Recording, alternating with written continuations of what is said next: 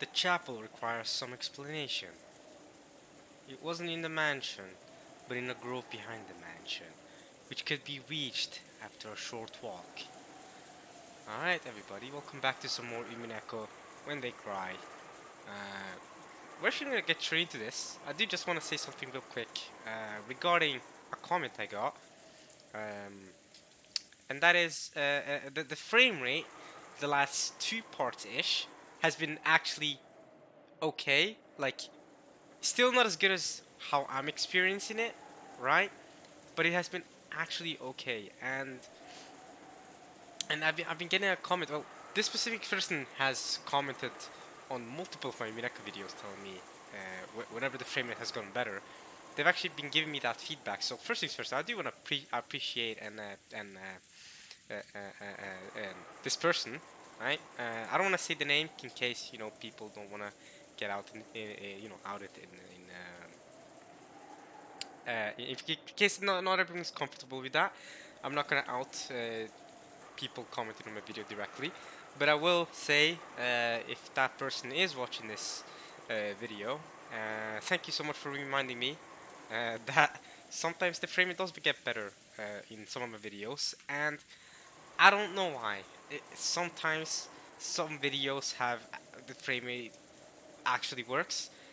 Sometimes it's only some parts of the video, like a half of it, and then the other half isn't great. It's really weird, and I genuinely wish I knew the reason, but I don't. I really don't. So it would be great if I could just do whatever I can to just keep it as that, as that good frame the entire video.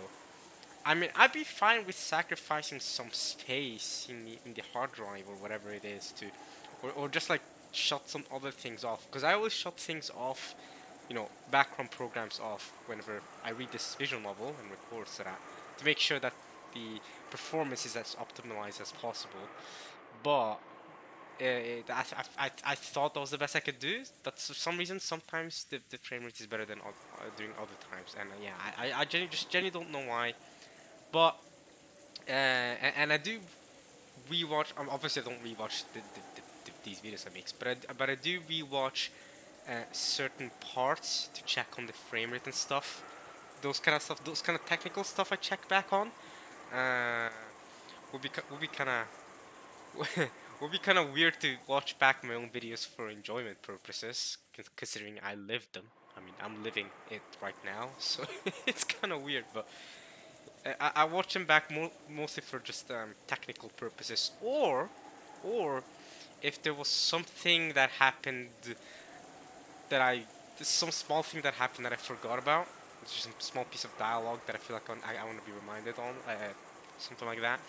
But yeah, hopefully it's good this part. Probably not. There's a lot of rain on my screen right now. It's not look that good for you guys. I mean, yeah, that's tough. I mean, yeah. I try my best. It was worse than this, I think, during, the middle parts of episode 1. And then I optimized it a bit to be a bit better. I felt like it improved it a bit. I mean, in fact, this specific person did give me feedback on that when I tried to, to switch up on it a little bit. So again, I am thankful for that. But yeah, I don't really know. I don't really know. I feel like I've done as much as possible, but I've mentioned this before that there could be something I'm missing regarding the frame rate that could, I don't know, enhance the recording. Now, of course, this is a problem strictly for the recording. Of course, the visual novel looks fine to me, but I don't really care about rain effects enough for it to mess up the entire frame rate of my video, right? I mean, I'm down to not have rain at all. And the sound of rain too hurts sometimes. Like, sometimes you don't even have rain on screen. It's just you can hear the rain in the background, and that's enough to just cause frame rate issues. But yeah, the rain is been mostly the culprit here, and guess what? This visual novel is taking place during a very rainy season, couple of rainy days. It's a whole typhoon, Kind of unfortunate combo there. But you know, at least the tea part was fun. The tea part we enjoyed some time, I think, without as many frame rate issues. But yeah, okay. Anyway, we're gonna continue. That was the only message I had for today. See, look at that, look at that, look at that. See that? No more admin spending 30 minutes talking about nothing, or at least not something completely relevant to the visual novel. We're gonna get right into this. So, last part, we had Rosa at the end. At the very at the end, I remember we had Rosa waking up to Genji, telling him something strange has happened at the chapel, which we know, maybe not Genji, but at least we know Rosa and the rest of the siblings were there yesterday at night. So we know they were there yesterday at night, and Beato somehow convinced them. That's the only thing I want to talk about. I'll get into it in a second. But Beato convinced them that demons exist, and that, or at least she showed them a proof she showed them proof of demons, and they accepted her existence. I think that's what happened. And then, for whatever reason, they all went back to sleep. Rosa, even though she had a pact, she made a pact with herself to never really leave Maria, and multiple times since making that pact, she's left Maria, which is kind of funny. She told Maria to leave the dining hall. Then she went to this chapel, which is, well, in a grove behind the mansion. We're literally just learning this. It's just what it says right here. I've never heard of this chapel. So, it's in a grove behind the mansion. So, again, she's leaving Maria alone there. And then, she's now been sleeping since last night in this room. And I don't know whether she's been sleeping alone or with Maria. But she's been sleeping. I don't know where Maria's sleeping. Is she sleeping with the cousins, like during episode 1? If she is, then what was that pact Rosa made with herself that she would always stay with Maria? Weird. Hmm. Either way, I'm really glad to get to see more Rosa here. So let's see how things turn out for her. Let's also see who ends up dying. That's another conclusion we ended off at last part. Was people are dying, you know, and it's gonna be interesting to see. Sorry. Ugh. My bad. It's gonna be interesting to see who's dead and who's alive, because episode 1, during episode 1 there were at least 3-4 people that died that we now know are confirmed alive, including Goda, Rosa herself, Shannon, and I think that's it. I think those are the only 3 confirmed alive. I think so. Do you guys know anyone else that's confirmed alive?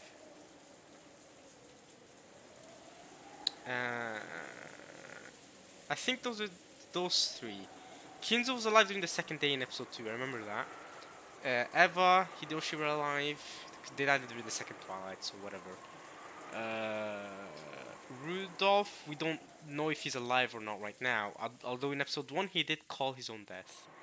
So that's not something I'm gonna forget. That's something I'm gonna remember. He called his own death. Kiria, again, we don't know whether she's alive or not right now, but she was dead in episode 1. And then there's Cross. Those were the 6 that died in episode 1. 3 of them are confirmed alive right now, which means whether the same people died in episode 1 or not that died this time, we know at the very least 3 deaths are going to be new. So I don't know if you're gonna get a Natsuhi death really early on. I don't know. She went on for a long while in episode 1. She went on for much longer than I think anyone could have really expected her to in episode 1, Natsuhi. I'm wondering if we're gonna get to see a... No wait, Kanon was mentioned, so I think he's alive. But I'm wondering if we're gonna get to see a Nanjo death and a Kumasawa death really early on here. Because both of those are possible.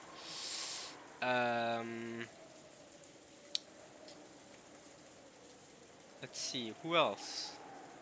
I think those are the biggest ones for me right now. non-drink and non-drink Kumasawa. If you ignore the ones that already died during episode one, the first six that died in episode one, I think non-drink Kumasawa, right, those two servants. Well, Nandra's not a servant, but you get what I mean. I can see Nandra dying early on here. Same thing with Kumasawa. I could see both of them being one of the first six deaths. I really hope Cross is not one of the deaths early on. I really hope Cross is alive right now. Because like I've said, I've requested more cross screen time. Not because I love him. It's not, I don't have a Rosa relationship with Cross. Okay, it's more just I feel like he's been the least showcased character, at least personally. So I feel like I feel like we need more cross screen time to understand him more.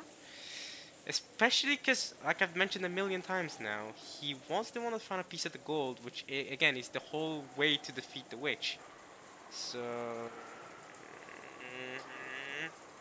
yeah, that's all I'm saying. Otherwise, I'm fine with. Not Down would suck. She was a really great mother figure in episode one.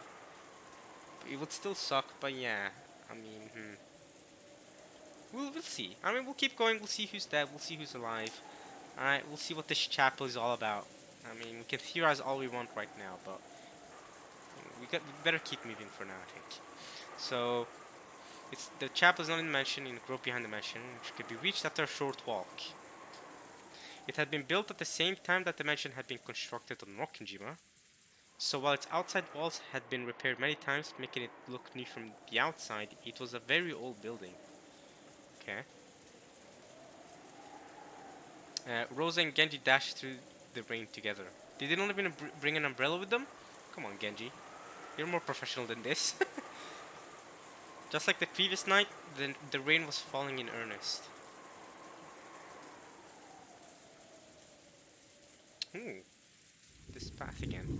We've only seen that path once before. Okay, this is new. That path we've only seen once before, I think.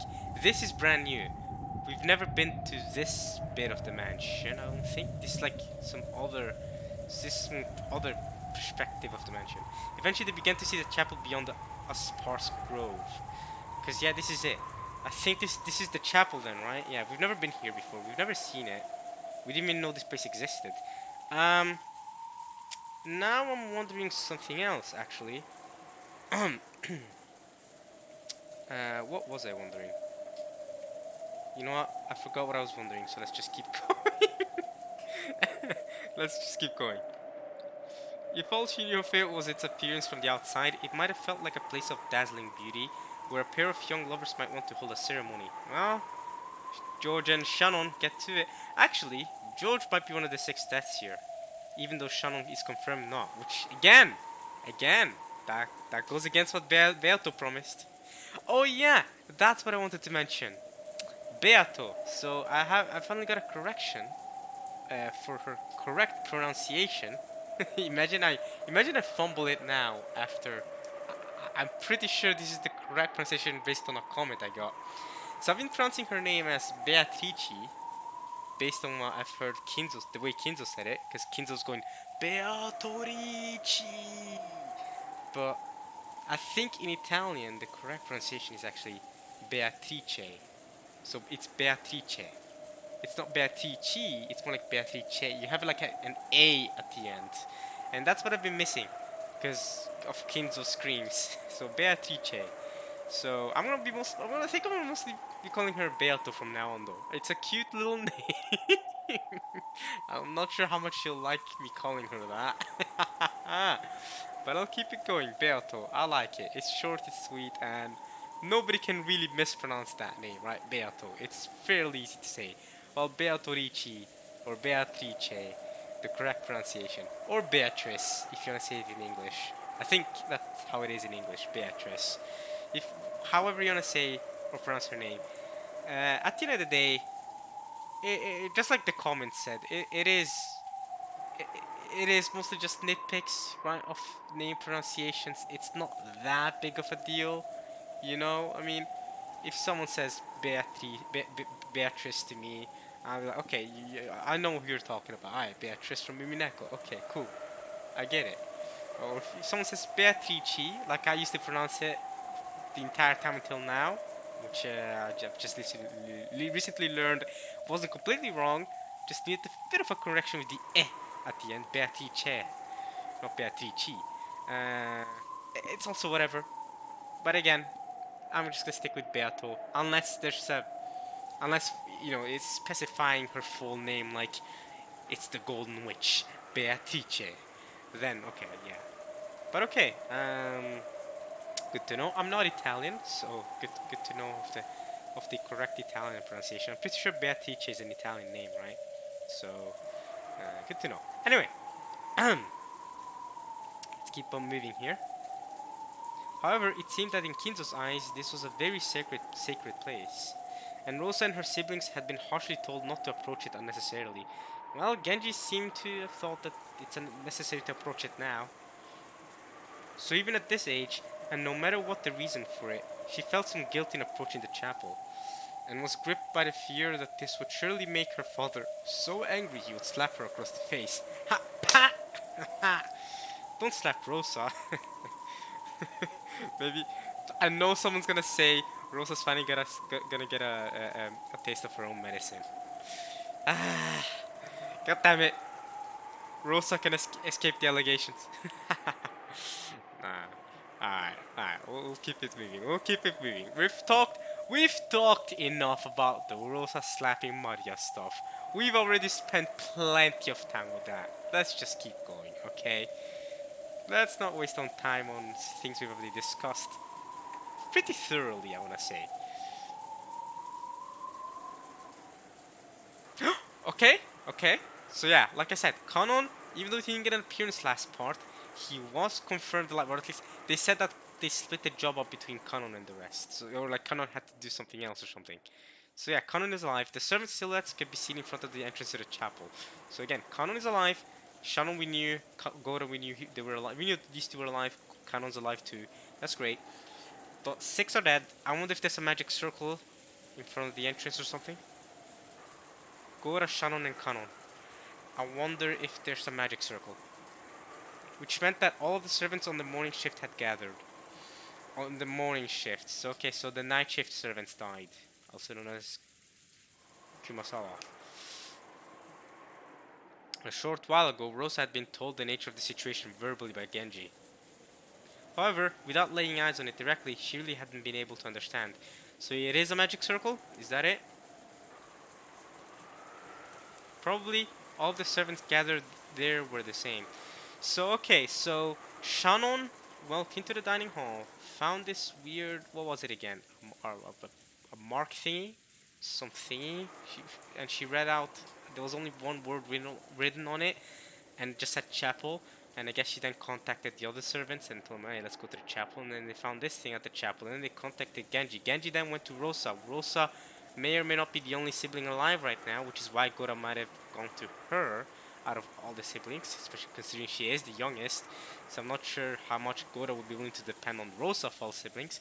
So he's gone to Rosa, told her to come here over to the chapel. And I'm guessing there's a magic circle, possibly some dead bodies inside. But again, we know this. We're used to this. We're used to the dead bodies by this point. We've seen plenty. Without seeing it with their own eyes, they couldn't understand what was going on. Okay. Well, what happened?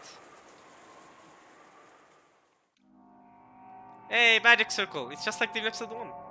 Because on the door that was the entrance to the chapel, drawn very large with a creepy, sticky, paint-like substance that made one think of blood, was something like a creepy magic circle. We've seen this exact magic circle in the shutter of episode 1. Okay, it's the same one. We know that we know the business. We know the deal. We know what this is. It's the magic circle. Okay. So people are dead in here. 6 people are dead, just like it said the first Twilight. We know. All right, let's get this business over with. And now I'm just wondering who's dead and who's alive. That's it.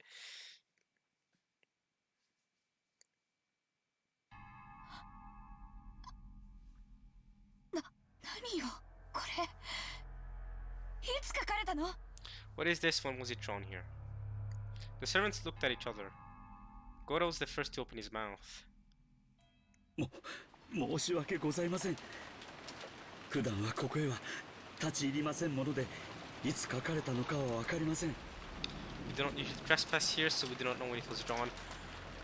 Come on, let's get this over with. じゃあ最初に見つけたのは誰？ That's actually a good question. Who was the first person to find it? Yeah, that one. Yep. 私です。 Okay, so it did go basically like how I said it would go a second ago. That she read the thing. I forgot what it was, a paper thing. I forgot. She read something though. It said chapel on it, and then she came over and then she told the rest. Cool. 食堂へお茶の道具の片付けに行きましたら、 A memo. 礼拝堂と書かれたメモがあったもので。 That's what it was. It was a memo. So she went to the dining hall to clean away the tea set, and she found it perfectly, easy to clean away. And she was thankful for that because she's a servant. She's the one who's supposed to do it. But the fact that someone went through the courtesy of doing that, she was thankful. And there was a memo with chapel written on it. Shannon held out the memo with a shaking hand. 誰の字？ Whose handwriting? 兄さんや姉さんの字ではないわね。 So Nisan and Nesan. So I'm guessing Rudolph and obviously one of them is one of the people she's referring to is obviously Eva, but Nisan could refer to either Cross or Rudolph. But considering the situation, I'm guessing she means Rudolph.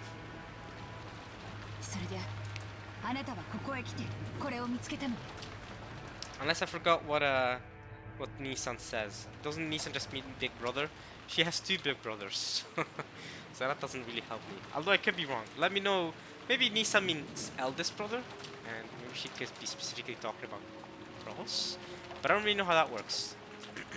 Doesn't really matter that much though, it's fine. So it isn't Nissan or Nissan's handwriting, and then you came here and found this, right? はい。 Yes. ローサ様、これを。 Also look at this. The body or something? 何？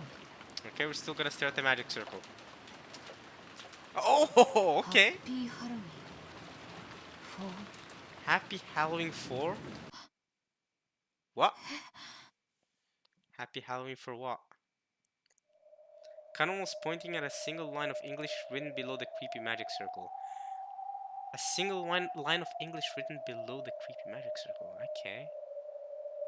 Until it had been pointed out to her, she had thought it was just another part of the magic circle and hadn't noticed it. Happy Halloween for who? Written there in English were the words Happy Halloween for Maria. Let's go. Maria gets Halloween. Nice. Happy Halloween for Maria. Hey! Hey, Rosa! Remember when you made a pact with yourself where you said you wouldn't leave Maria alone ever?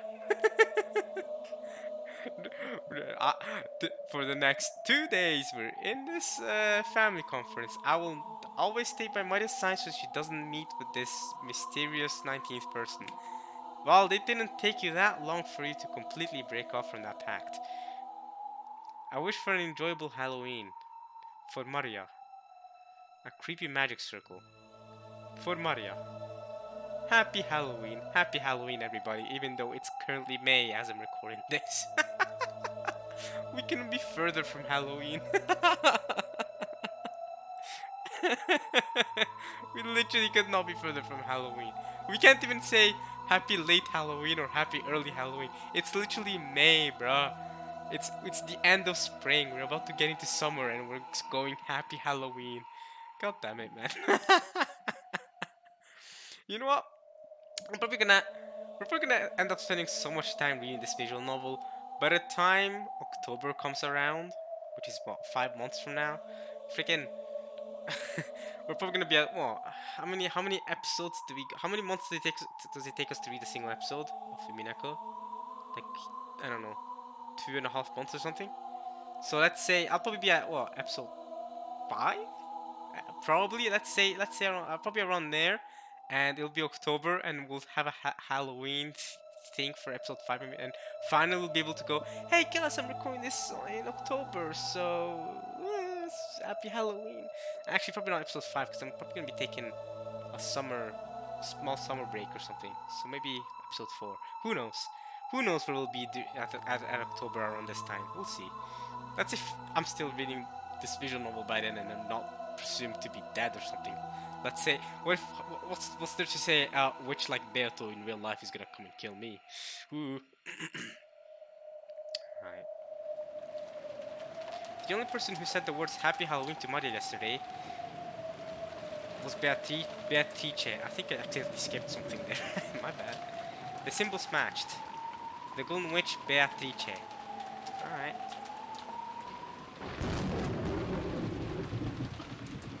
マリアはあの子いとこたちと一緒に寝てるはずよね Symbols matched. Okay. That kid should be sleeping with her cousins, right? Oh! Oh! Isn't that's what you said, right, Rosa? But what about the whole You wouldn't leave her side? Guys, am I making okay, before someone calls me out on this, am I making or giving too much attention to the fact that this pact of hers? I probably am. You know what? I'll stop mentioning the pact that she made with Maria. Fine, I'll stop mentioning it. Fine. She might mention it herself. Who knows? Fine. I do have a habit of doing that sometimes. My bad. I'll talk about the same thing too much. It's just such a relevant thing, though, to the current topic that I just can't help but think about it. But you can also just end up with tunnel vision, because if you end up with tunnel vision, we can't open up our minds to different things that could be happening. So that's the problem with doing that. 確認した Did you check? 申し訳ございません。 They did not check. Come on, Genji. マリア様のお名前が書かれていたことには今気づきましたもの。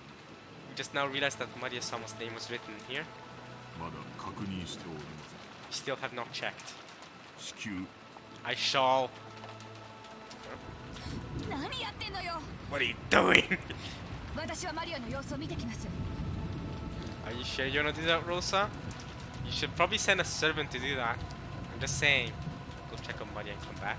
それからクラウス兄さんたちにも知らせて Oh, okay. So you're assuming that they're still alive then? Also inform Kraus and the rest? How do you know they're still alive? 以後の対応の指示を受けて Receive their instructions on how to proceed? Some people are dead in the chapel, that's for sure. 6 people. After saying that much, Rosa finally noticed that something was out of place. Ooh. Her own rank within this family conference was the lowest of the 4 siblings. Uh-oh, is she gonna try to take command? But I'm actually down for that. I'm actually down for Rosa taking on the command here. Let's go. In an abnormal situation like this, why had she been the only one called when the other siblings hadn't? I mentioned that earlier too. I mentioned that, I feel like at the start of this part when I was recapping it, I mentioned how Genji called out to Rosa and we hadn't seen any of the other siblings called out. And just a second ago, I did mention how do you assume that Cross is alive? I'm laughing, but I've already mentioned how I wish for Cross not to die, but it does seem very possible at this point. Even if Muddy's name had popped up. まさか All my siblings are dead. Push me to the edge, maybe? I don't know. What? Yeah, your siblings may be dead. はい旦那様にご連絡申し上げようとしたのですがお姿が見当たらず That's crazy. You tried to contact Cross but could not find him? That's nuts. 奥様もお部屋におられません Oh no, not Nazi as well. Damn! She did not receive the Scorpion Charm this episode. That's tough. That's why she made it so far in episode 1. But now she's dead? Damn, both Cross and his wife are dead already? Damn, I would have been fine with Nazi dying now and maybe Cross staying for a bit longer. I would have liked to see Cross's reaction to his wife dying, you know? That sounds awful, awfully sadistic. I d- that sounds really sadistic, actually.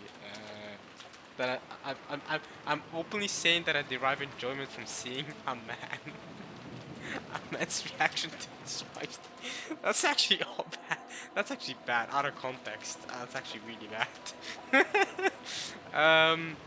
Maybe not. Okay, maybe you need to phrase it a little better. Okay. シーツの様子からすると、昨夜はベッドに戻られていないのかもしれません。 Oh, she didn't return to her bed at all last night? Okay, yeah, she's dead. Not she's gone. Okay. So our biggest mother figure from episode 1 is already dead. Wow. Judging by the condition of the sheets, she says. Okay. Rosa felt something creepy crawling slowly up her back. Yeah? Your siblings dying? Your siblings' ghosts crawling up your back?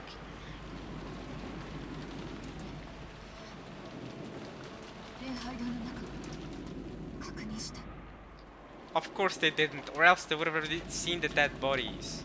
If you check inside the chapel, Rosa asks. Come on. That's where the 6 bodies are. Come on. They're either laying on the floor in the chapel, just spread out everywhere, or hidden on the side or a corner or something. Come on. No, not yet. Oh, the most obvious. Wow. You tried to check inside? What do you mean you did try to check inside? What do you mean? 実は礼拝堂の鍵は特別で What? マスターキーに対応しておりません。 Bro, okay, so now Genji's going. The lock to the chapel is special, so the master key does not work. Okay, so what do you need now? Chapel key? Ultra Beato unlocking special being power key? 一本だけある鍵でしか開けられないのです。 Okay. キーボックスから紛失しているのです。 So now Genji's speaking in a very low voice. You guys probably barely heard him. I barely heard him. But he's saying that there is a single key which can open it, but that key is missing from the key box.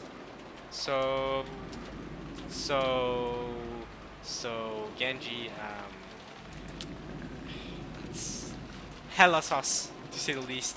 It reminds me of the key situation during episode 1.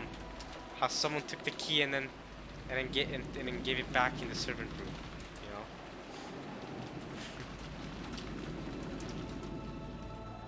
She didn't want to get any closer to the door with the creepy magic circle if she could help it. Rosa readied herself an approach and tried pushing and pulling the knob. Okay. All she felt was the resistance of the sturdy lock. Well, yeah, I mean, it's kind of tough to open up a locked door, huh? Just break inside, I guess. Break one of the windows and climb in. I don't know. Did y'all at least bring an umbrella? 入れる窓などがないか探してはみたのですが、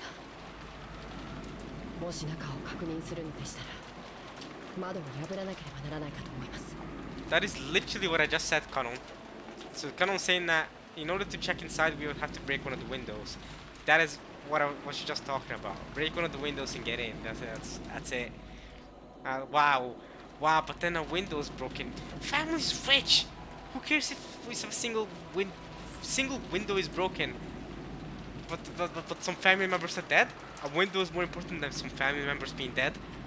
A window that will not cost your economy at all if broken, like at all.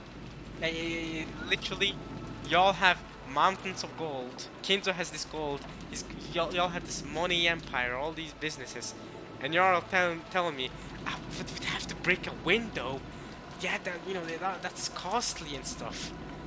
いかがいたしましょう。 What do you think? I think you break the window and get in. Even if you weren't rich. Okay, break the window and get in. Think about the economy later. People may be dead in there. そんな許可私に出せるわけがないわ。 In fact, people are definitely dead in there. There's no way I can give you a proof to do that? Okay, Rosa. お父様の大切な礼拝堂なのよ。そんなことできないわよ。 It's father's precious chapel. I can't do something like that. I mean, I can see why she's saying this. She did say that her entire childhood and stuff, she was told not to come closer to his chapel because it's father's sacred chapel or whatever and stuff. Cool. Oh. Then the events of the previous day swirled around in the back of Rosa's mind. That's right. When I met that witch in the rose garden, didn't she hand Maria an envelope? She did! And you didn't read it during the dinner. Weren't you supposed to read it during dinner time? And you didn't? Yes, I'm positive she did. I remember it. Yep. When Maria had tried to open it, that witch had told her not to do that yet. And then she had definitely said, the time will come soon to open it, okay? Rosa became convinced. There could be no doubt. That letter which had been handed to Maria. What was with the letter? I don't get it. An invitation to the Golden Land? Maybe. That'd be crazy. Okay. After dashing back to the guest house, Rosa approached the cousin's room while hiding her footsteps. Softly opened the door and peered inside. Is Maria in there? Where is Maria? Ooh. She approached the cousin's room, you say? Okay. From the inside, she could hear the healthy snores of young people. The 4 children were all there, including Maria. Maria was there. Okay, sleeping soundly. Okay. So what was that about? Happy Halloween for Maria. What was that about? After heaving a sigh of relief, she entered the room with quiet footsteps. Alright, it's time to continue off your pact, Rosa. Never leave Maria alone to meet up with some random witch. She was after Maria's handbag, which was resting on the sofa. Oh god, this is not gonna end well. Maria's gonna wake up and just laugh. Why are you going after my handbag, huh? Something along those lines, right? Maria always liked walking around with her treasures. She was probably imitating how her mother always carried her makeup with her. Oh, that's cute. Of course, she was just copying her, so on the inside it was full of junk. Oh, come on! Don't call Maria's treasure junk, especially because a lot of it is probably her witch stuff, right? That's certainly not junk, especially at this in these times. During these days. In Maria's case, it was full of small, creepy, occult-like items and a notebook with things like that written in it. Yeah, that's not junk. Not in this day and age. Not during these 2 days in Okajima. That's for sure. Rosa hadn't once been happy to see her daughter walking around with those kinds of ungirlish things. Does she have to be girlish? Okay, I understand. Not, you know, not being too fond of your daughter being super into the occult and witches and stuff. I get that. But does your daughter have to love girlish things? Or ungirlish? Does it really matter if she's ungirlish?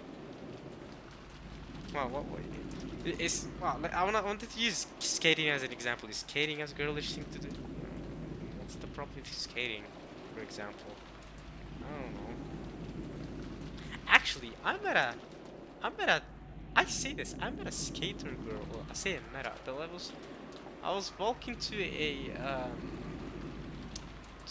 thing, a little watch thing I had during my university a couple days ago, and I saw this girl. It seemed like she was also going to university, and she was just skating about. She just you know, because I was walking up the door, you know, the steps to go in the door, go in the building. And I just saw her skating in the distance, and by the time I got up, she was already, she already landed next to me. She just took up the skateboard and just went in, and it was really cool. I was impressed. I was like, whoa, okay, she's good with the skateboard. She was good with it.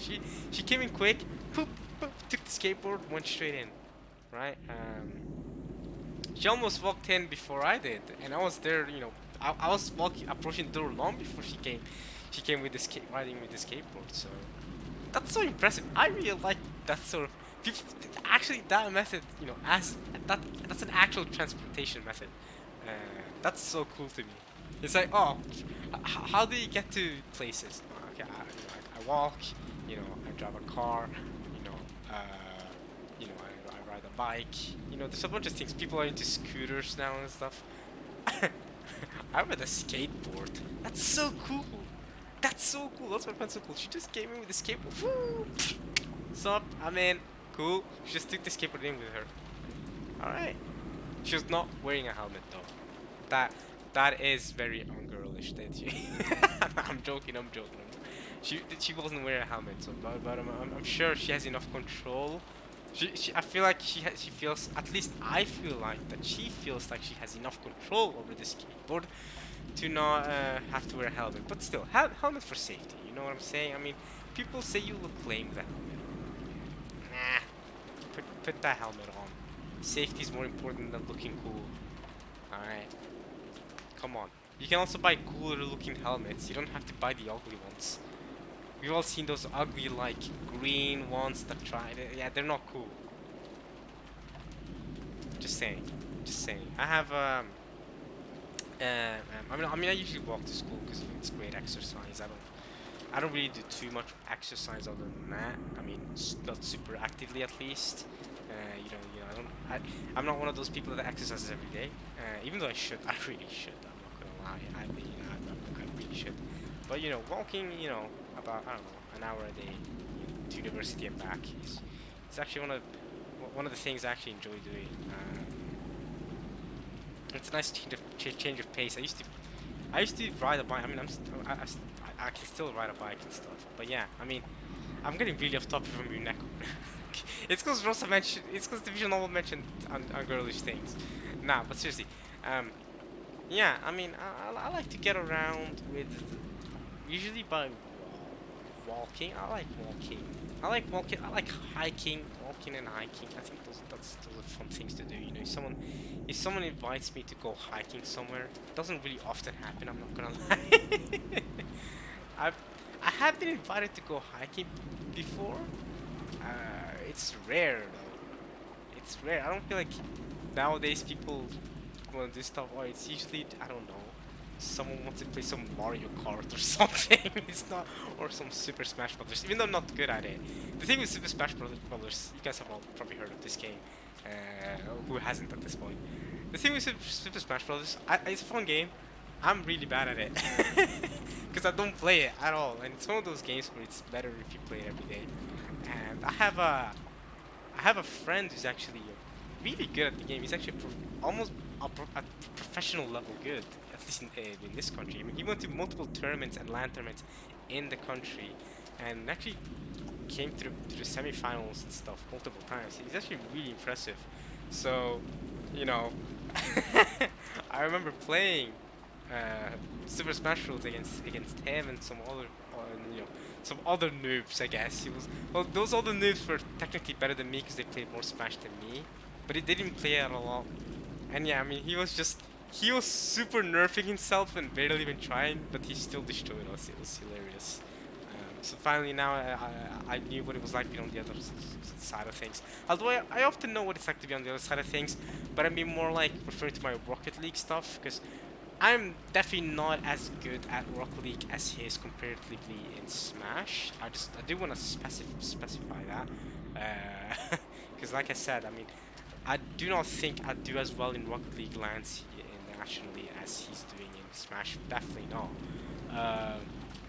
But at my peak and stuff, it was really, whenever I played with people who didn't play Rocket League as much as I did, and I was just, you know, I was just nerfing myself out, just not even trying, but I was still destroying them. So, you know, now I'm getting the opposite end of the stick where I'm getting destroyed. So yeah, I don't play Rocket League anywhere near as often as I used to. Even though I'm making more videos of it now, which is kind of ironic.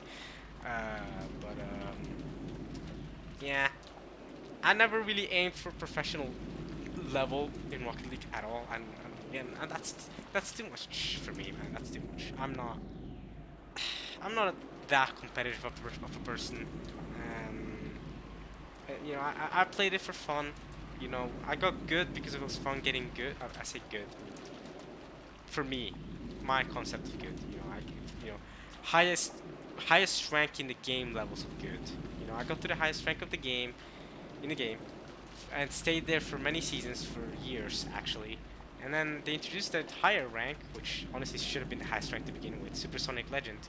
And now, I definitely can't get Supersonic Legend, and I don't really care about getting it either. To be honest, I haven't even gotten the Grand Champ rewards. I haven't gotten the Grand Champ rewards or title in many seasons now, or 2 seasons or something. But the reason why I'm saying this is because I don't. When it comes to video games, I definitely don't aim to be a professional. I don't know. It's not for me. I'm good. I'm good. Professional. I don't know. Professional athlete when it comes to anything. I think I'm good. I think I want to take my life more casually than that, personally. But I do respect people who are competitive in nature enough to do that. I respect that. But that exact competitive nature that I lack is the reason why I don't think I perform as well in those kind of situations. Yeah. Well, in these in athletics settings and stuff like that, in sports settings, and yeah, and that, not just specifically video games, but just talking sports in general. Although I've never been good enough at any sport at all to be considered good or decent at it at all whatsoever. Although I'm actually not bad at basketball, funnily enough. Incoming haha black person good at basketball. Of course, a black person is good at basketball. Haha, yeah, funny, hilarious. Hey, incoming second joke about haha black people can't swim. Oh, guess what? I can swim. Frick you. Haha, I'm destroying your stereotype. What, black people can swim? Shut it up. I've loved swimming since I was young. I've actually, you know what? That stereotype is so dumb to me because I didn't even know that stereotype was a thing until until I was actually pretty old. I want to say that. I mean, pretty old relatively to how much I knew of other stuff. So when I first heard that stereotype, I was thinking, wait a minute, really? That's a thing? Black people can't swim apparently? Wow, okay. I didn't know that. I didn't even know that was a thing because I was being not bad at swimming. I always knew how to swim. See, I was just like, oh, okay, that's a stereotype, sure. Another stereotype, which didn't make sense for me, is black people are good at running, or because stuff like that. Which again, black people actually are really good at running. I'll give us that. There's also the stereotype of black people run from the cops. Yeah, great, funny. Yeah, hilarious. Yeah, black people, get chased by cops and get killed by cops because they're black and also because they're good at running. Yeah, those kind of hilarious jokes that people think are hilarious but aren't really. They're not actually funny. See, that doesn't really work with me either because I suck at running. I do not run fast at all. At all. I've never even really loved running either. I'm not a big runner, I'll be honest. I've actually always been I've actually kind of always been slower than average in my class when it comes to running. At least in high school and stuff. So it's just not being great at that. But swimming is something I could always do. And basketball is something I was always pretty decent at. Yeah, basically, yeah. That's mostly what I'm doing for me. And my basketball skills, all of them translated into volleyball. So when I played volleyball, I wasn't horribly bad at volleyball either. But I'm still pretty bad at volleyball. My biggest problem in volleyball is that I'm too hesitant. Well, that's in sports in general. I'm very hesitant. So that will probably be my biggest shackles. Anyway, is volleyball considered a girlish sport, or at least beach volleyball? Isn't that considered a very girlish sport? See that? On girlish things, I don't know. I like volleyball. That's a girlish thing. See, guess what? Shut up.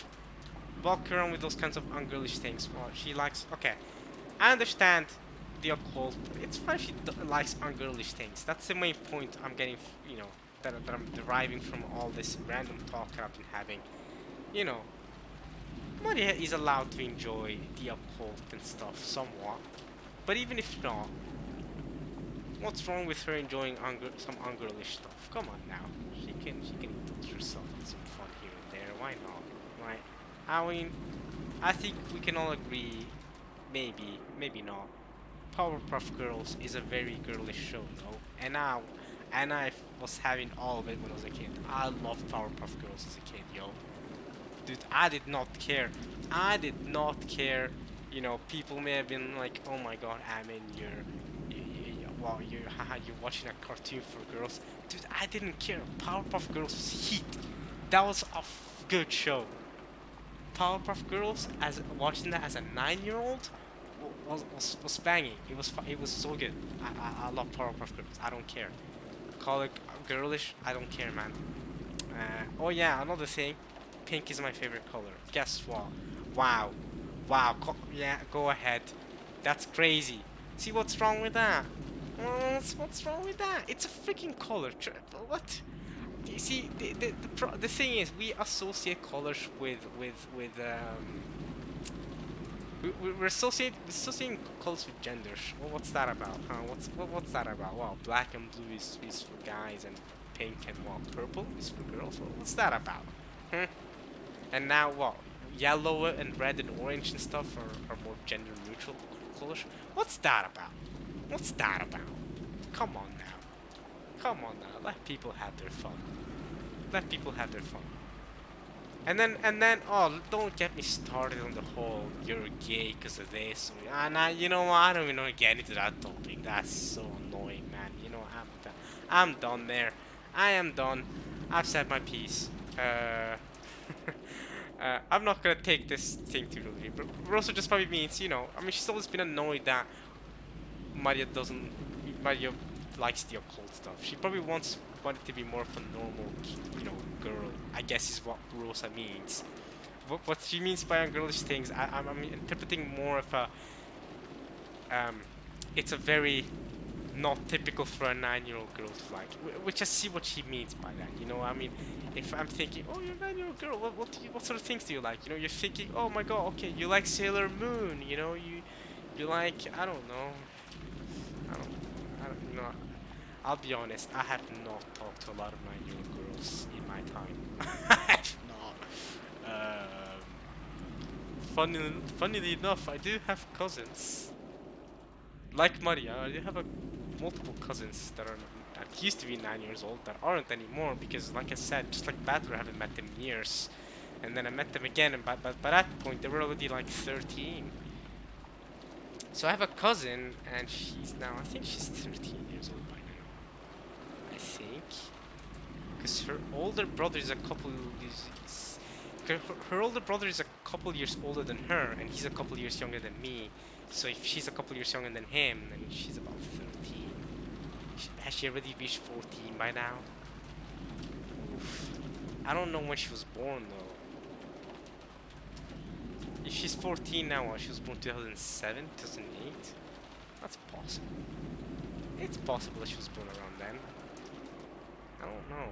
When was he born then? 2000. I don't know. Either way.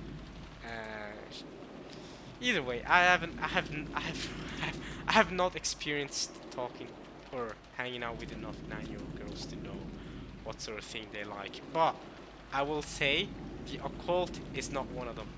I'll tell you that much.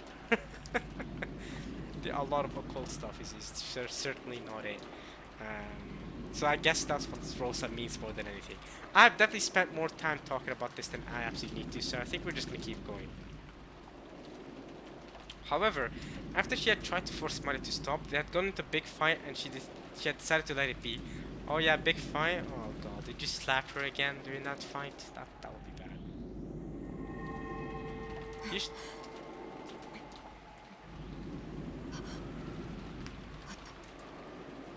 Okay, so she found the letter, so Maria didn't open it. And I'm guessing Maria's about to wake up or something, or she's gonna react to this. There's no way Maria's not doing anything against this. And then all the siblings are gonna wake up, and it's gonna be a real mess. And then we're all gonna find the bodies, and then it's, yeah, episode 2 is gonna be a real mess from here on out. This is it. A western envelope with the crest of the gold eagle, marked with Kenzo's seal. This is official from the Ishiromiya family. When she took it out, she could tell that there was a heavy cylindrical object inside. Ooh, cylindrical object inside? Oh god, is it one of the stakes again?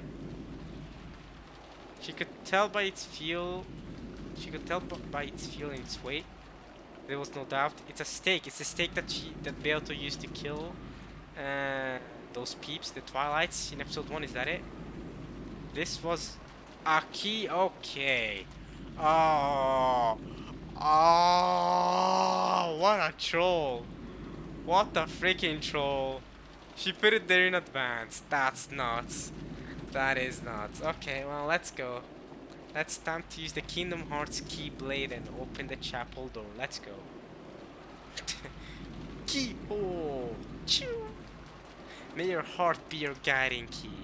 Okay, after turning around and checking that Mario was still sound asleep, Rosa tore open the envelope and tipped out the contents into her palm.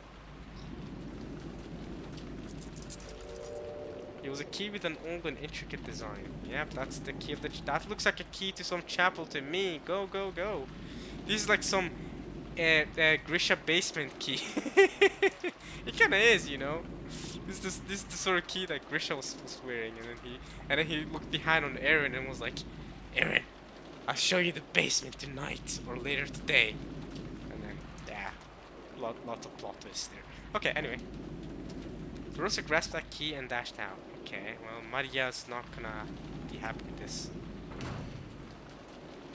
Surely, really? Maria's not gonna react to this at all? It seemed that Battler noticed those sounds, but after grumbling and turning over in his sleep, he started snoring again. Aww. Come on, Battler, you gotta wake up. It's your turn. Is it really the turn of the Golden Witch? You're not gonna have any turn? You're not gonna have any say in this at all? Oh. What about George? George is in there too, right? Genji-san.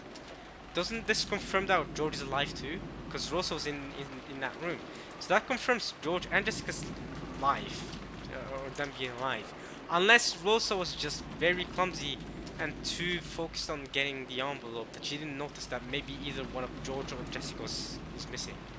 But I doubt it. She would have noticed, I feel like, if George or something was missing. Which means both George and Shannon is alive, so the second Twilight did not go like how Berto promised it would go. Man, I wonder what Kano's gonna think of this, because Shannon really denied her, resisted Berto properly. What is Kano gonna think about Shannon accepting the wedding ring, yet still not dying, and George still not dying? He's probably gonna be so freaking mad that he went through all that trouble to kiss her shoes just for Shannon to accept the ring anyway and not even die. Too bad, Kano. この鍵ひょっとして礼拝堂の鍵ということも Could this key be the key to the chapel? Keys to the kingdoms. これをどこ Where did you? ではいこれが礼拝堂の鍵です Yes, this is the key to the chapel. Rosa approached the creepy magic circle once again and put the key in the keyhole. There was a strong resistance. After it resisted for a short while, it stopped that resistance with a thunk. Then, squeaking with a noise that hurt one's ears, it slowly began to open. Alright, who are that? I'm excited to see the deaths. Is anyone there? Her voice reverberated throughout the massive room. Of course, there was no answer.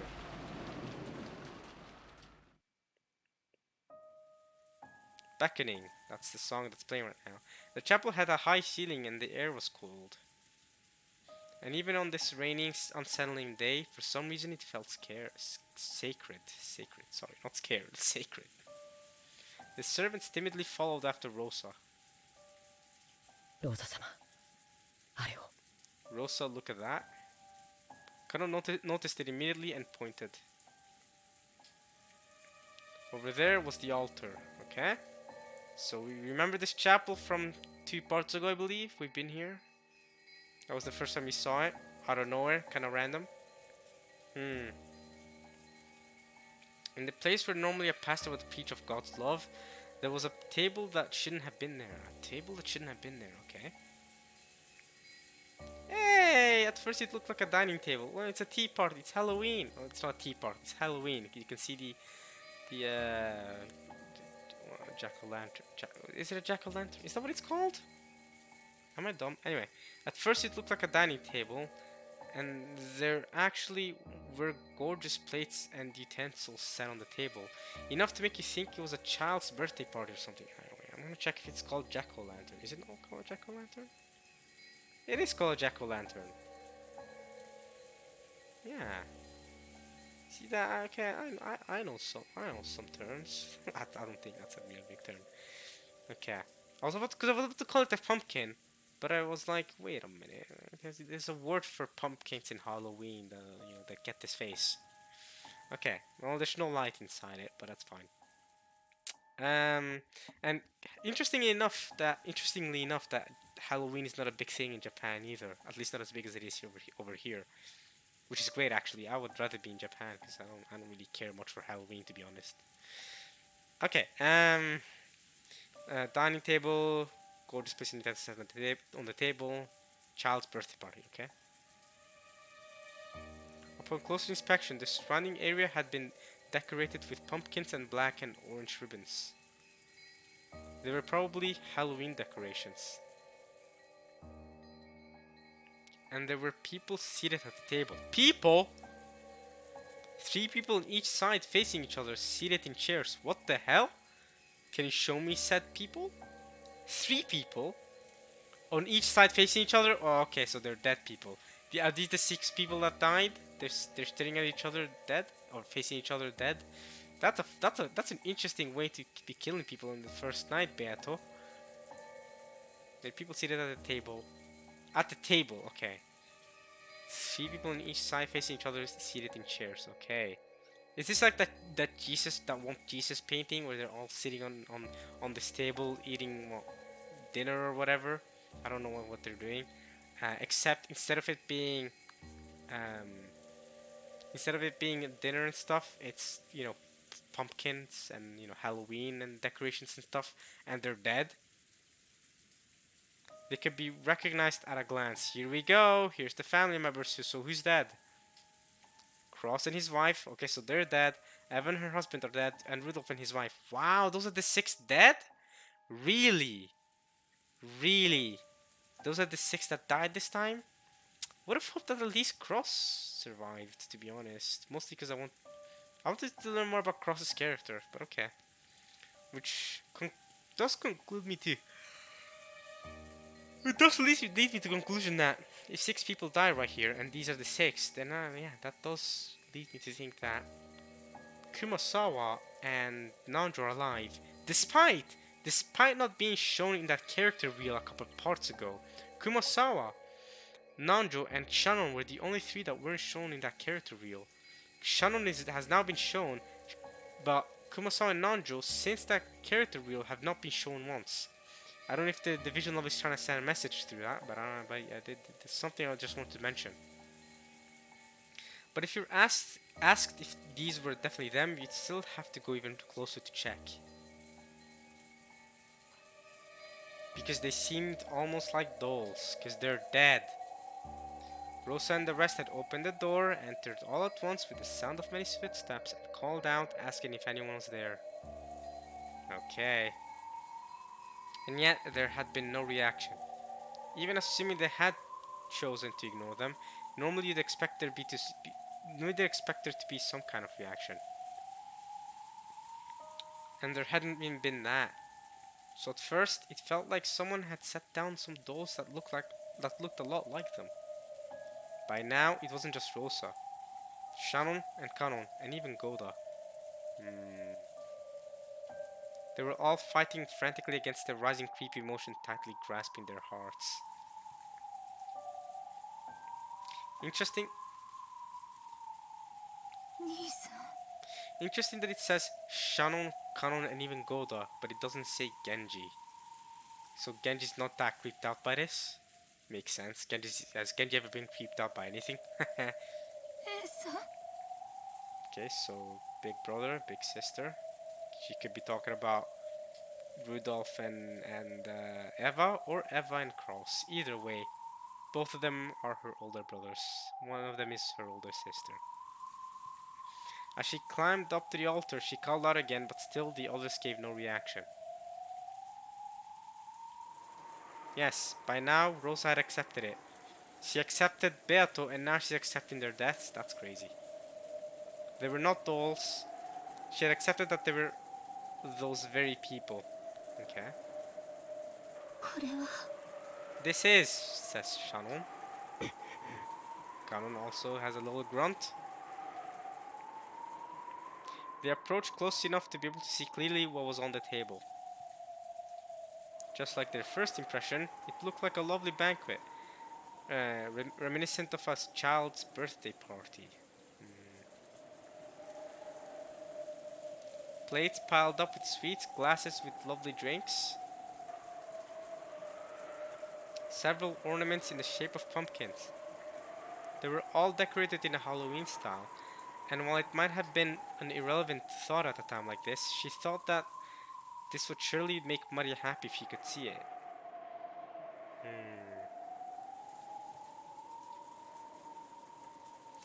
They were seated in front of that table, and it looked like they were sleeping. Well, they're not sleeping; they're dead. Open the light, someone. You can clearly tell they're dead.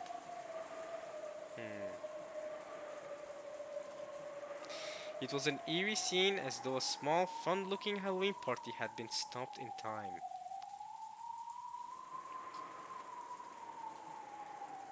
兄さんたち寝てるの？ They're not sleeping. Come on, Rosa. You're smarter than this. Come on, didn't you just meet Beato yesterday? Yeah, you met Beato yesterday. So you accept her existence. You accept the existence of demons. And yet you truly believe they're sleeping and Beato didn't kill him? Come on. You even know the riddle of the epitaph. You even met Beato yesterday. During the afternoon. Or morning or whatever. You even met Beato. You shouldn't even be shocked by this point. When she approached even closer to them, she realized that candies were scattered all over the floor. There were candies in very fancy wrapping, cookies, fizzy lemon sweets, chocolates.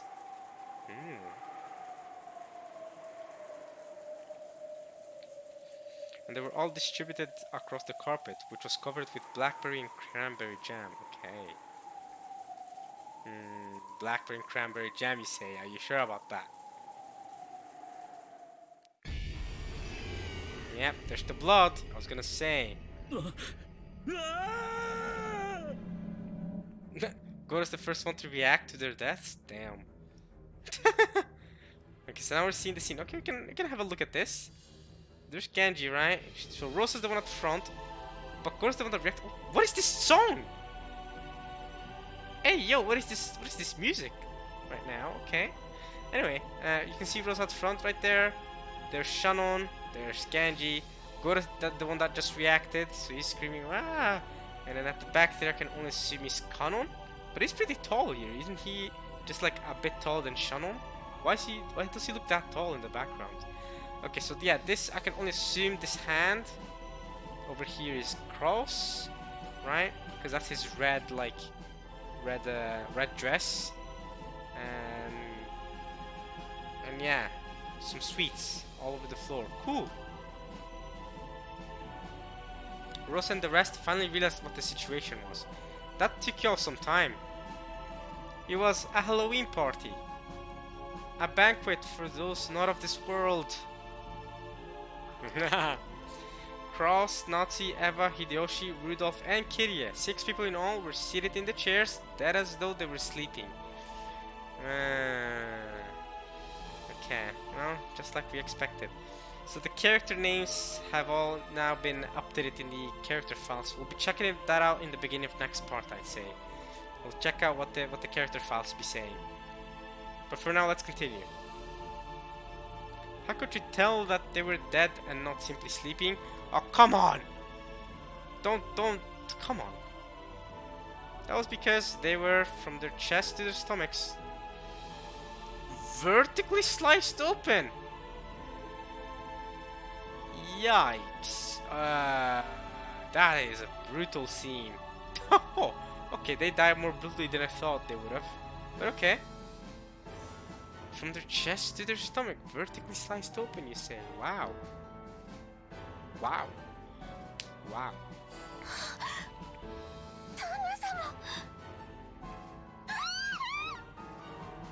Right, this is the first time Shannon witnesses a death. Because, yeah, she died right away in episode 1.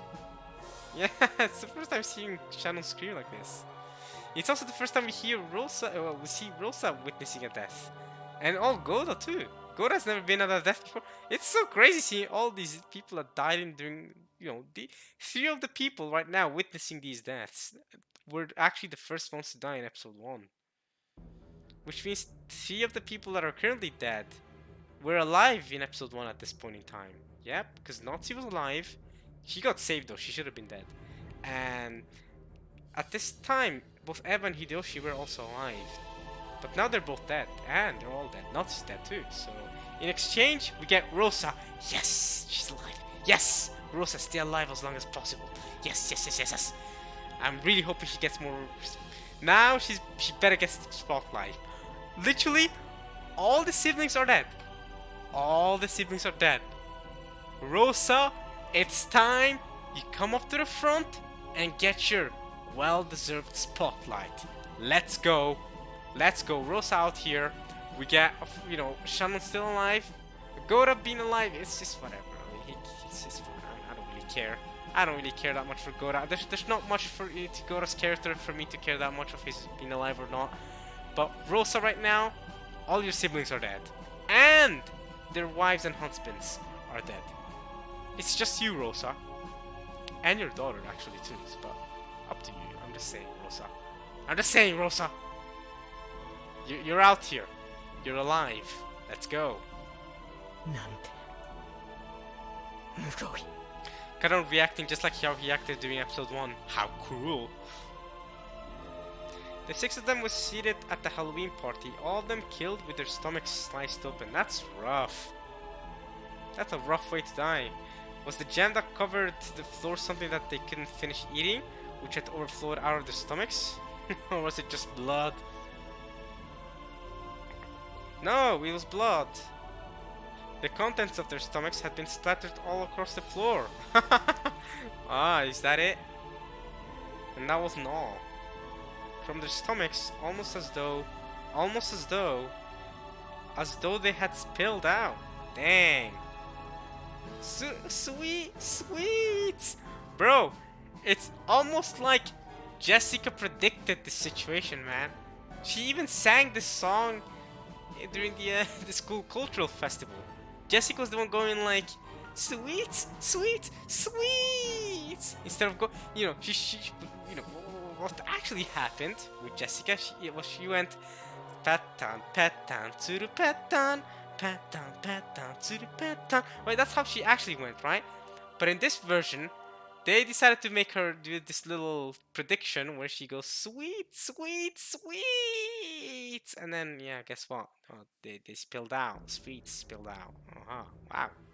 Okay. Alright, Jessica. Too bad Jessica's not here to witness her music come to fruition. Where's Jessica still sleeping? Oh well. Man, it's too early morning to be witnessing these deaths though. Come on now.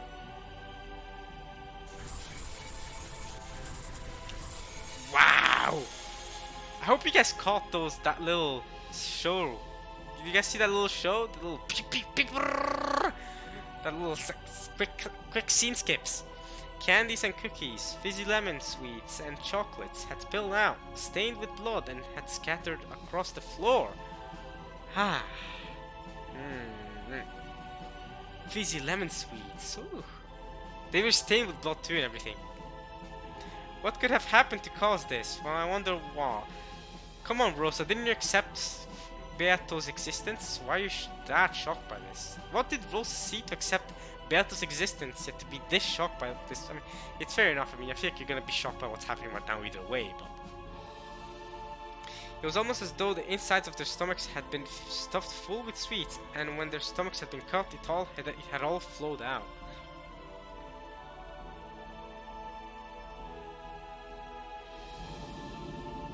Rosa remembered a gross-out meal, a turkey that had been served at her own birthday when she was a young girl.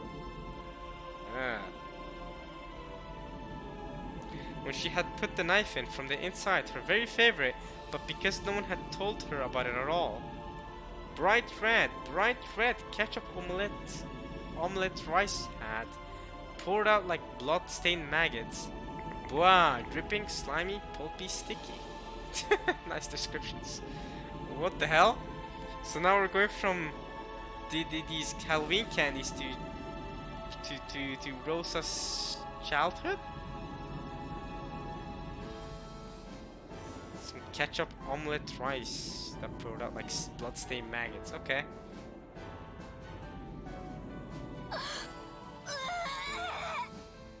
Ah, Rosa, no!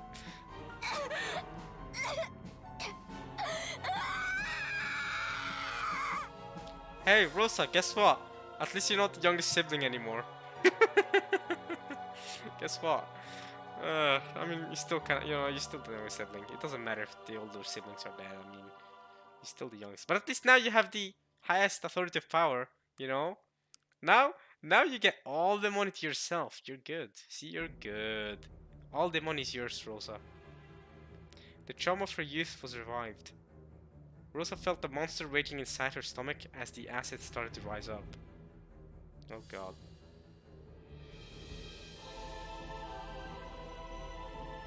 Unable to hold back, she threw up on the floor. Don't throw up, that's disgusting. Well, I mean, fair enough. Her empty stomach couldn't throw up anything but stomach acid. Yeah.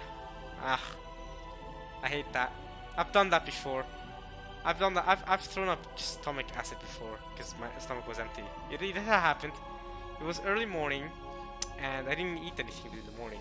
And then I walked out, and then I got on the bus, and then the bus, when I was younger, I got car sick really easily. So the bus made me really car sick. I landed and just threw up on the ground. Well, it was on the ground, but I realized I was gonna throw up, so I just went to some bushes nearby or something. But it was still on the ground-ish. And yeah, I just threw up stomach acid. It was awful. Not great. This scene in front of her was no longer a fun Halloween party by any means. The three couples had been placed there with their stomachs vertically wrenched open with a what? Gyuigupa. What does that mean? What the hell is a gyuigupa? Gyuigupa, okay. Lots and lots of sweets had been stuffed in there. Pulpy, bugu. Okay, I feel like there's a lot of Japanese references here that I don't get, which we'll check out in the hints section next part, like I said. We'll check out all the hints and character stuff next part. But yeah. Blood and guts and sweets were overflowing onto the floor. Blood-stained, sticky, sloppy, pulpy, sweet candy stuck to each finger. Gummy! But it's stained with their entrails. Sloppy, pulpy.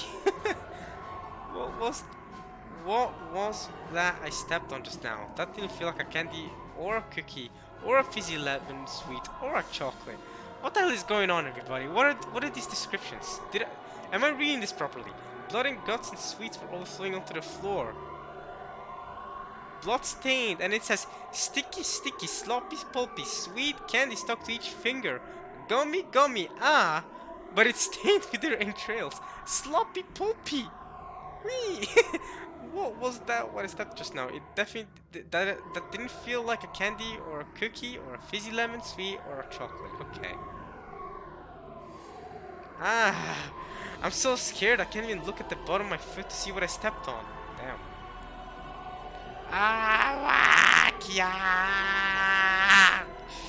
She's screaming. Okay. What a gruesome Halloween party. Is this what Mario wished for?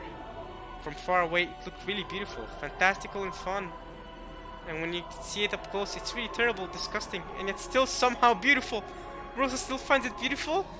Even after all this? That's crazy.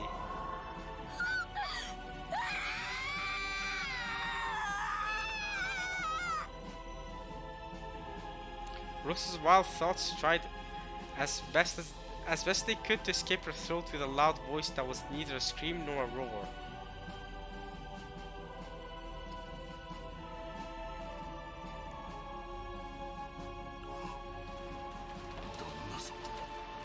Cross-sama. Genji still completely unfazed by people dying. Cross-sama, too bad. Oh well, too bad. It's fine. Next step. Isn't that right, Genji?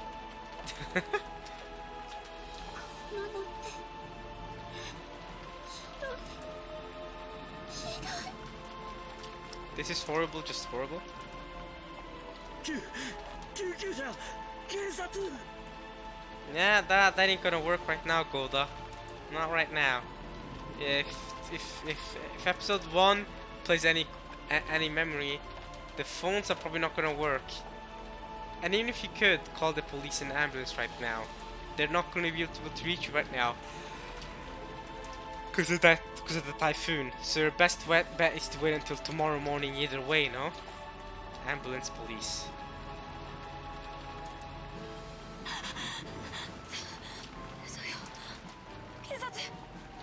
That's right, the police.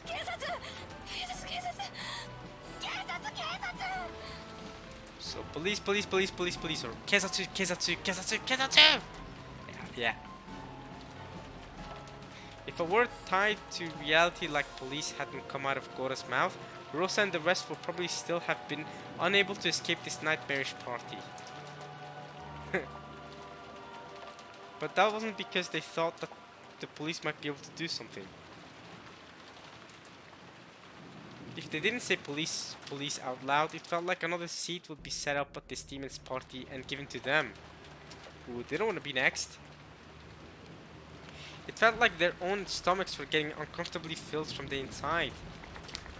Rumbling, churning, it was surely because candy was starting to overflow from their stomachs.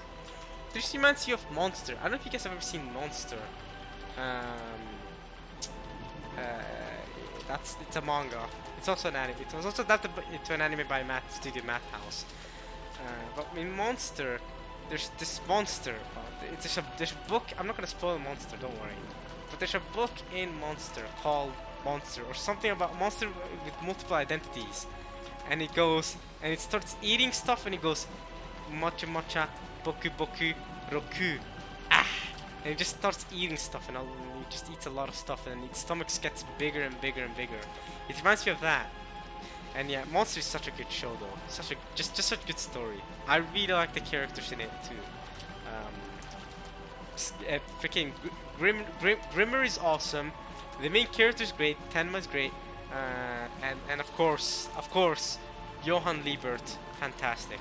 I really loved Johann Liebert. And the monster story is very tied to him, so I think it fits. It fits that I use it right now.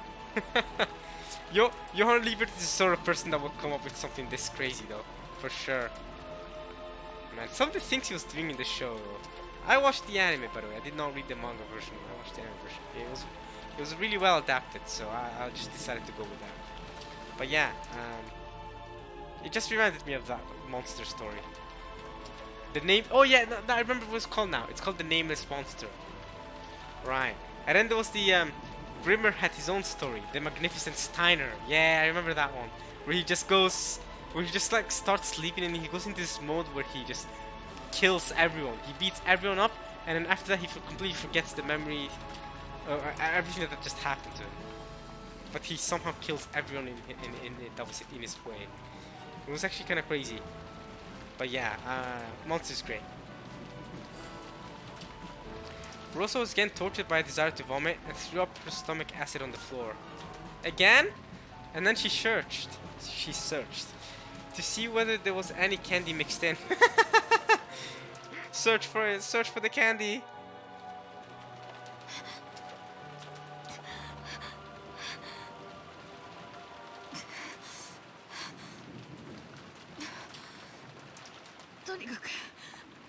No candy? That's rough. Rosa coughed violently again and violently spat up the stomach acid that burnt her throat onto the floor. She realized that by now her whole body had become covered in filthy sweat. I think that's the least of her worries right now.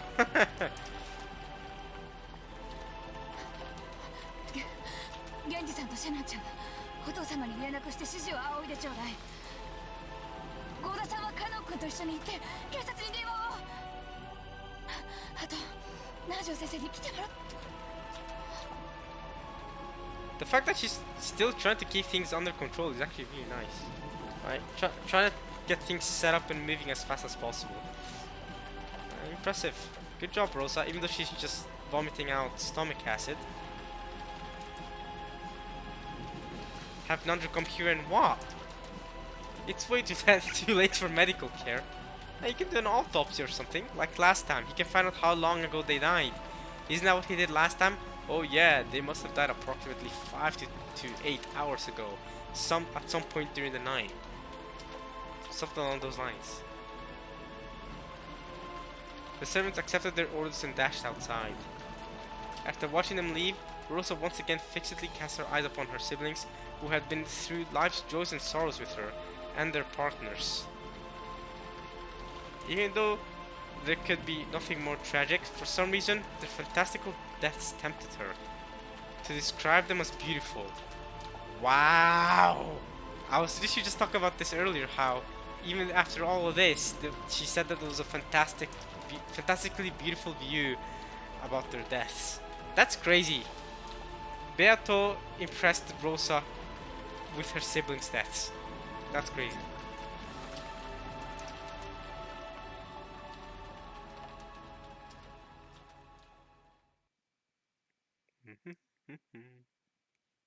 Oh. And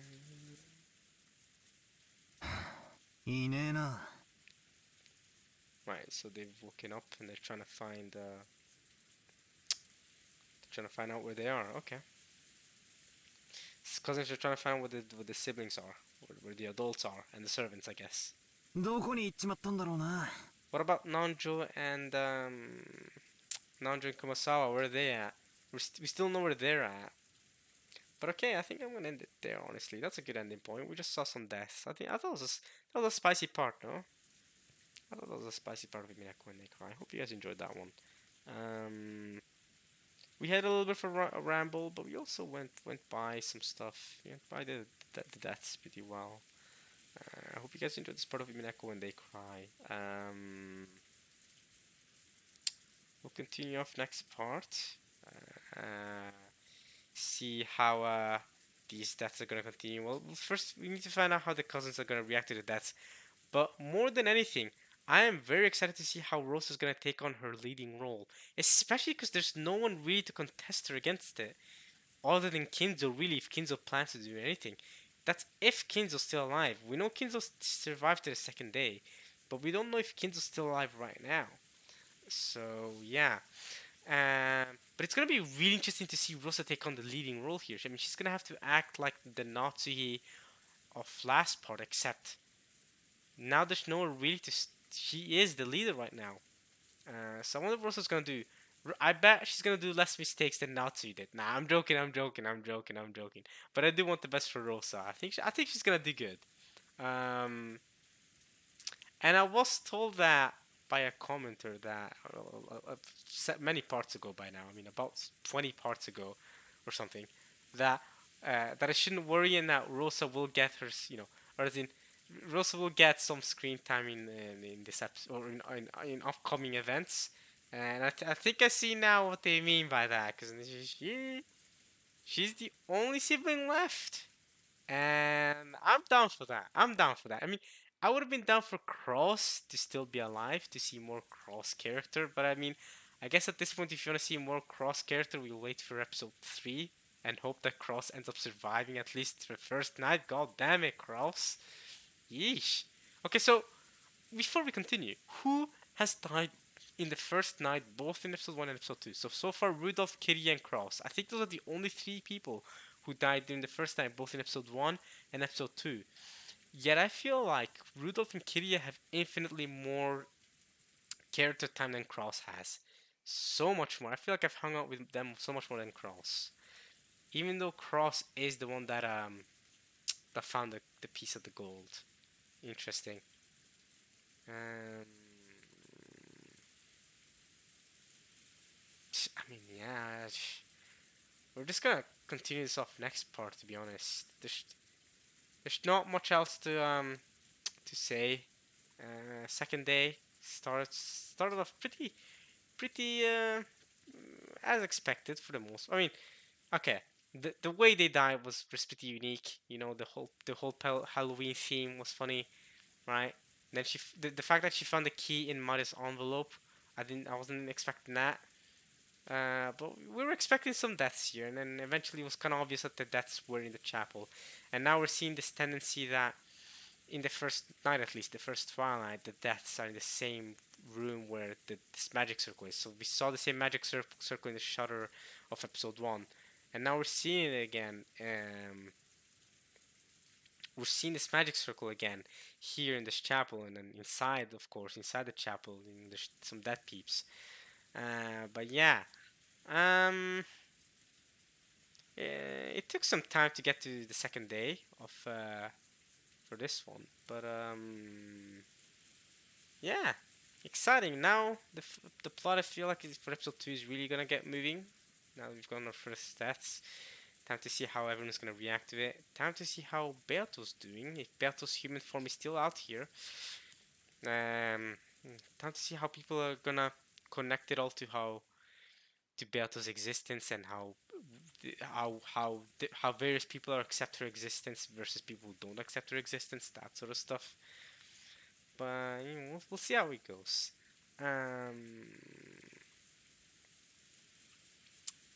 Anything else that we want to say? Not really. Just a spicy part in general. A death part. Not really much to say other than that. People died. It's crazy. They died in a very Halloween themed way. It was very Halloween themed fashion. That was fun. So yeah, I mean, I hope you guys enjoyed this one.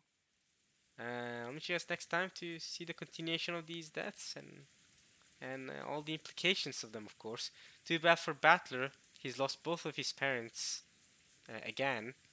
At least George had both of his parents alive during episode 1, but Battler didn't, and now he doesn't again.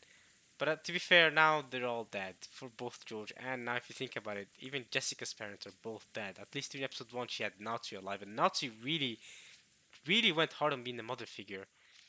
So now it's really on. It's more on Rosa now to act like the mother figure, to act like the leader for everyone now. So I'm excited for this. I'm really excited for this actually.